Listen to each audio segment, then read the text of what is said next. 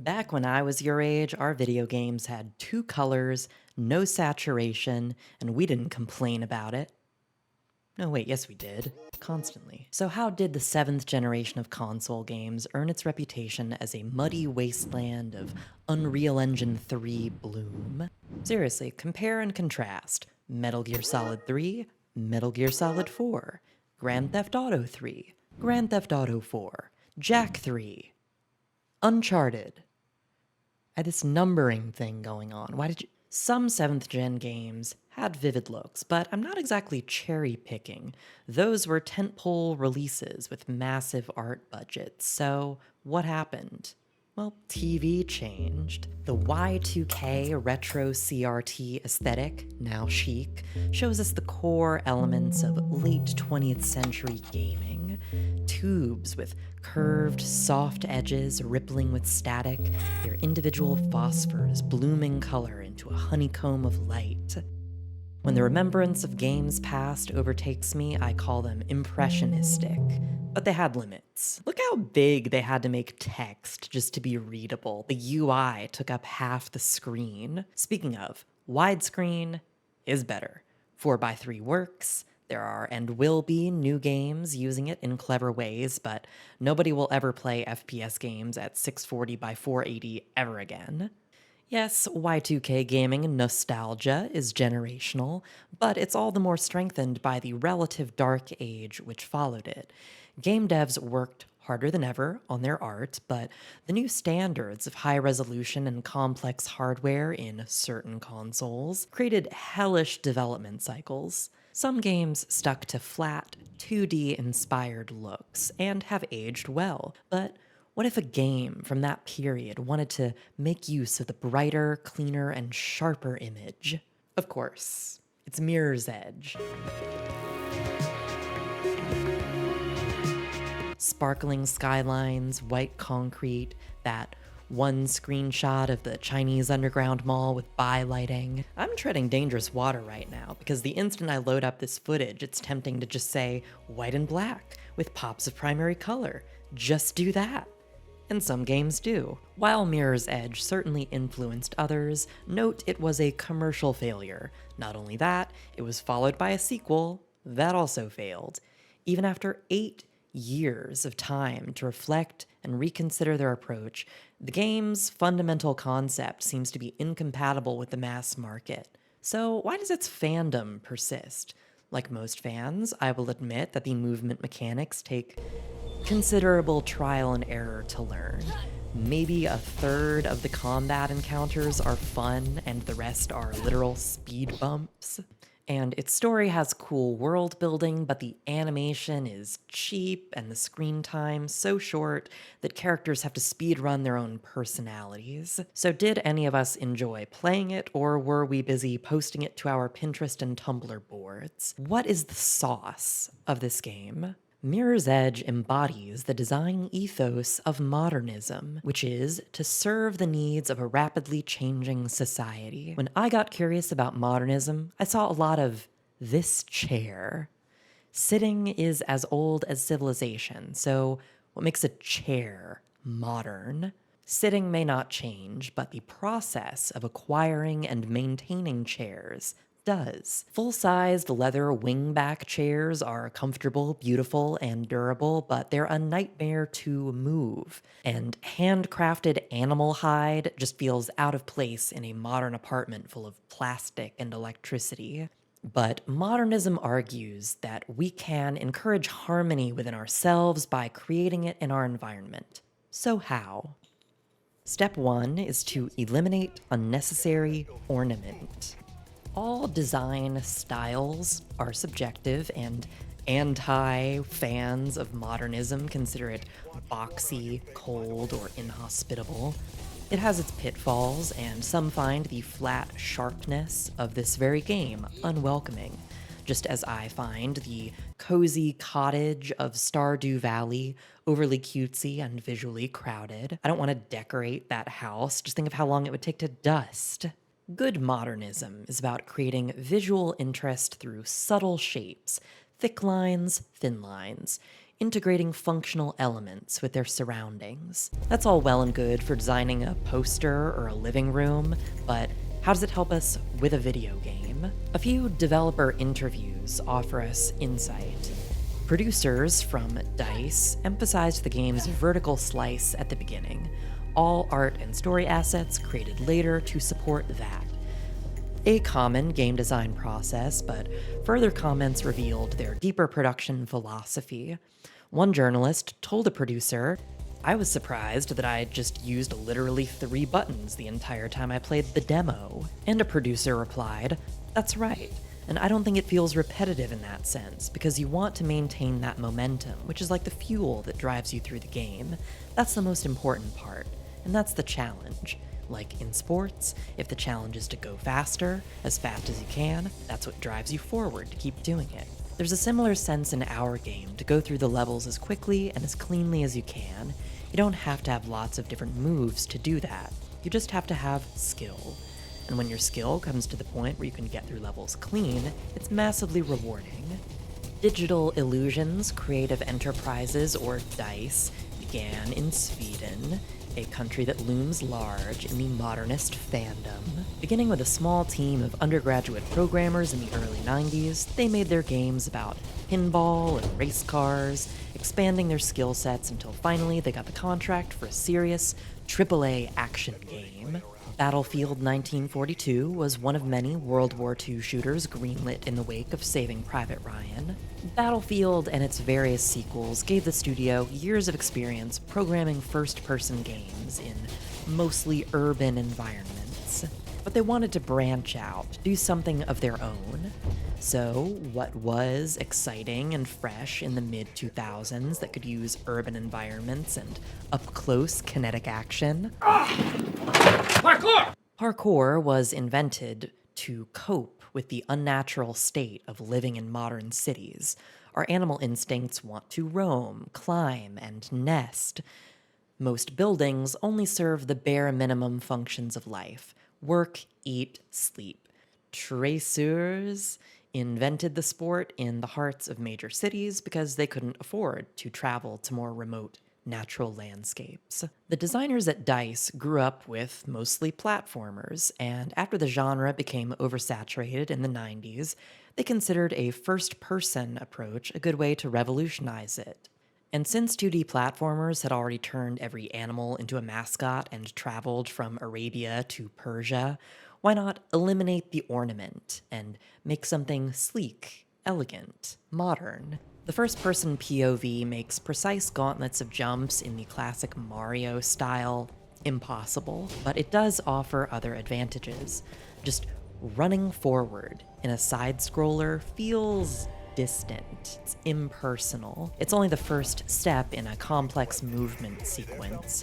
But in this game, building speed requires space, and straight lines are rare, so finding a path of turns, slides, and vaults that lead to top speed, then getting that rush of air and motion blur, it's pure flow state. The flow is what keeps us running, keeps us alive. Jumping from one prop to the next is mechanically simple. It's one button, but navigation engenders appreciation for the environments. This is why the runner vision became divisive. Yeah, y'all heard about yellow paint syndrome? At least those props attempt to blend in. This one feels a step short of the designer grabbing your controller. Much like The Last of Us, I invite you to try this game with that feature turned off. Newer games have more details, more effects, but that makes their environments more cluttered. While here, you can count your options in each room on one hand. Also, while the levels are linear in their structure, their details offer you more options as you learn the movement. A slide under instead of a vault over, a wall jump instead of a slow climb. It's a great game to replay after the learning curve. And that's not even getting into the speed potential of glitches, which is a whole other topic. So the levels are pleasing to the eye and the reflexes of speed demons, but for my money, the experience is all about sound.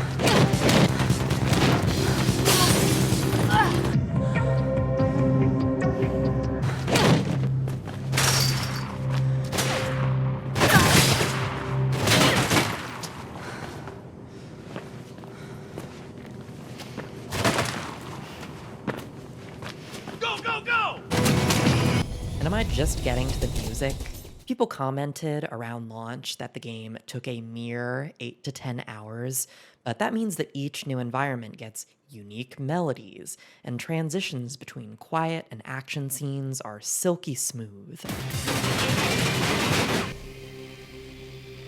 Music is the bridge between the brain and physical sensation, so its prominence, without any ambient dialogue in the way, it works wonders.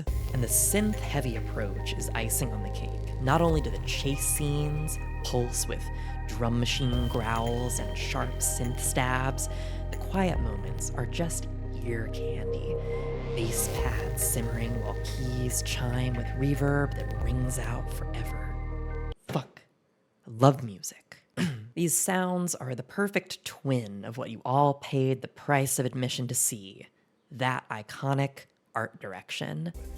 So how much could they pack into a single room? In this example, 2 features dominate the space: tall, asymmetrical platforms and panes of glass. First, you look for a path. The glass makes it easy to navigate, but you have to break it to keep your momentum going, a rare instance of non-violent gun use. But once you've cleared a few jumps and gotten yourself moving and grooving, you run across this wall and enemies show up to pressure you.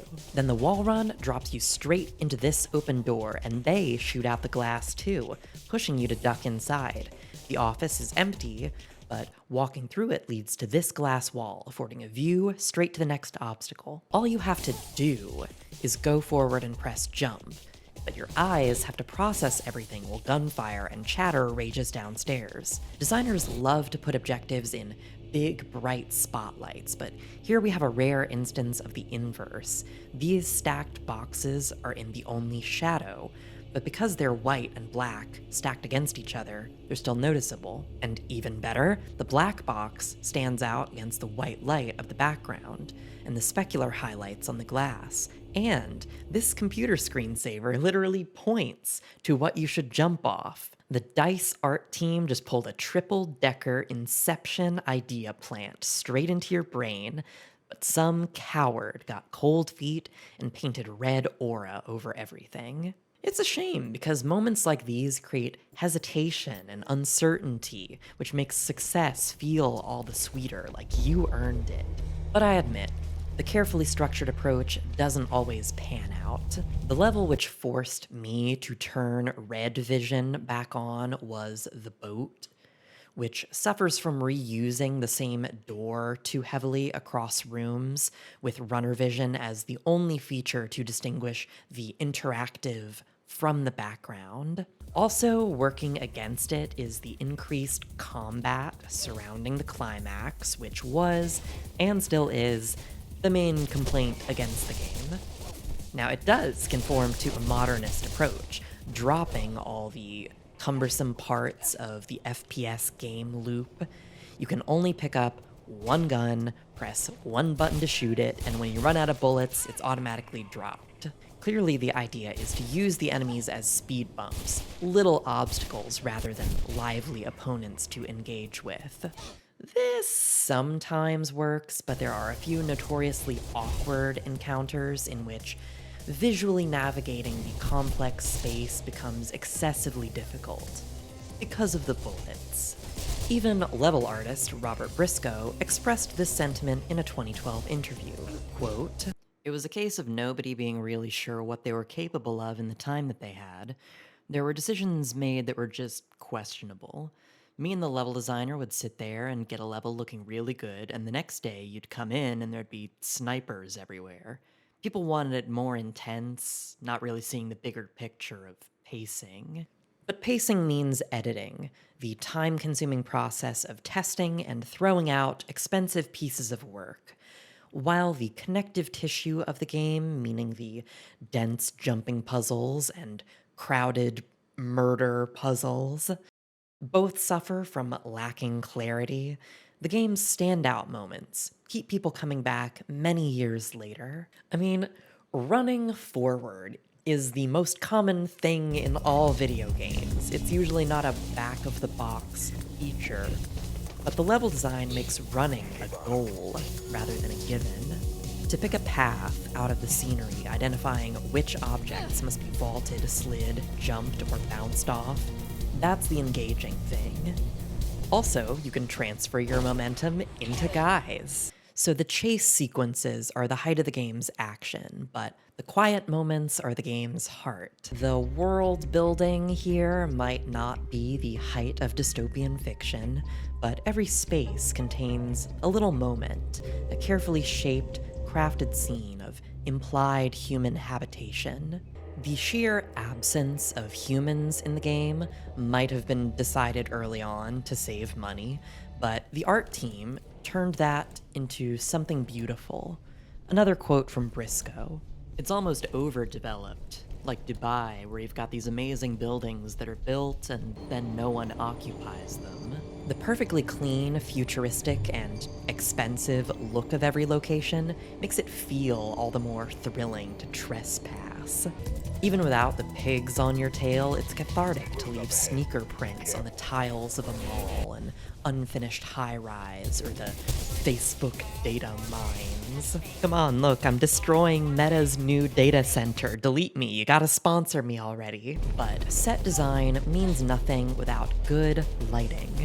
The game's early level art looked like normal rooftops, gray and dull until art director Johannes Söderqvist came back from vacation inspired by classical Spanish masonry. It really was that. Seeing the light reflect off countless stucco buildings was so exciting that over the next few years, the art team applied that signature glow to the entire game. No small task. Modeling and texturing takes hundreds of hours for a game of this scale, but even after all that, it's not done because you can't just point a light at the model. You have to create entire new layers by hand to tell the game which part of a thing are the shadows or the highlights. And did I mention that this game's entire art team could fit on a normal school bus? Briscoe shared two techniques that kept the team going. The first, just don't make a texture. We did a lot more work on putting detail into the actual polygons rather than the textures themselves, which is a philosophy I've taken away with me. Vertices on a model cost nothing. Mesh memory is nothing compared to texture memory. In a lot of games, they have these flat walls with air ducts and things, and they're just normal maps. I just think, why not model it? It's a hell of a lot cheaper and it'll look a hell of a lot better up close. But of course, eliminating ornamentation in this way requires some other technique to maintain visual interest. In this case, light. Quote, "The secret was that we had these basically monochrome textures. We could get away with a lot because it's mostly just black and white. It's this perceived detail, this impression, which is really important. We could do small tricks like having high-res normal maps, but a low-res diffuse map, which didn't have much detail on it, but you could get away with it because of the normal map. And of course, a lot of areas were really bright, slightly blown out, so again, you're hiding it. Perhaps nothing encapsulates the duality of Mirror's Edge like its final segment. Look at the detail in this skybox. Seriously, go get a laptop or something and look at all those tiny lights, the towers, the street layout. There's even a highway full of traffic.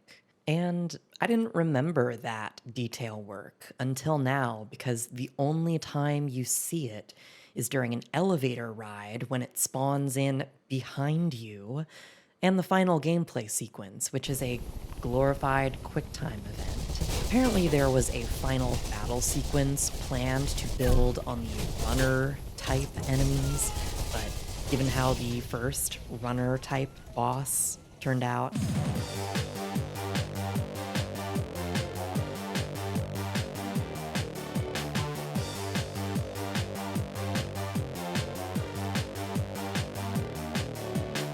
I can understand why that got cut for time. It's a shame because not only is the environment gorgeous, it would be nice to end such a bright white game in this midnight blue sky twinkling with lights. Given the game's focus on the excessive, overwhelming scale of the human project, it is nice to end on a simple gesture of the only real bond in the game. You couldn't save the world, but you could help out your sister. After all, you spent the whole game chasing her down. I mean, what are you gonna do? Kung fu fight?